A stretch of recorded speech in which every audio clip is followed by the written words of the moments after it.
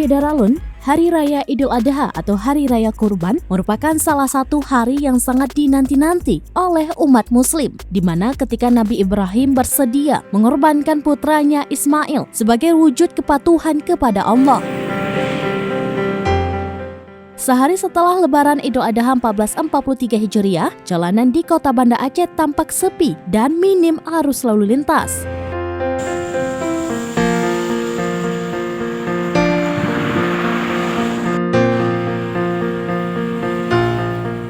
Pada hari besar Islam seperti ini, banyak masyarakat yang memilih mudik dan melaksanakan Lebaran bersama keluarga di kampung halaman yang tersebar di 23 kabupaten kota di Aceh.